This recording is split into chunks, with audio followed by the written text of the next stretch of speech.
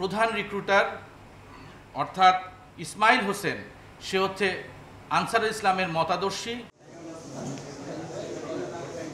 গোপন সংবাদের ভিত্তিতে সম্প্রতি রাজধানীর গুলিস্তান ও সাইনবোর্ড এলাকায় অভিযান চালায় র্যাব। গ্রেফতার করা হয় নিষিদ্ধ ঘোষিত জঙ্গি সংগঠন আনসারুল ইসলামের ৩ সদস্যকে।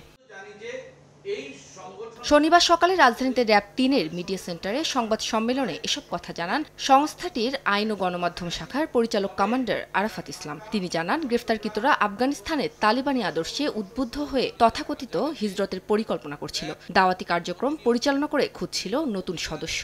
প্রধান রিক্রুটার অর্থাৎ ইসমাইল হোসেন সে হচ্ছে আনসারুল ইসলামের মতাদর্শী এবং আফগানিস্তানের তালেবানদের উত্থানে উদ্বুদ্ধ হয়ে সে বাংলাদেশে রিক্রুটিং এবং দাওয়াতি কার্যক্রম পরিচালনা করে আসছে।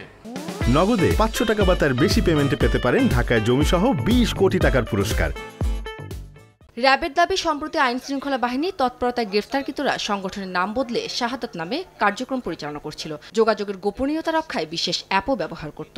র্যাপিড অ্যাকশন ব্যাটালিয়ন এবং অন্যান্য যে সকল আইন শৃঙ্খলা রক্ষাকারী প্রতিষ্ঠান আছে তাদের নিয়মিত অভিযান এবং নজরদারির ফলে তাদের দাওয়াতি কার্যক্রম পরিচালনা করা বেশ দুঃসাধ্য হয়ে পড়ায় নতুন জঙ্গি সংগঠন শাহাদাত নামের নামকে বেছে নিয়ে আনসারুল ইসলামের রিক্রুটিং এবং দাওয়াতি কার্যক্রম তারা পরিচালনা করত। গ্রেফতারকৃতদের বিরুদ্ধে আইনি ব্যবস্থা নেওয়ার কথাও জানিয়েছে র্যাব। উম্মে হানি, সময় সংবাদ, ঢাকা।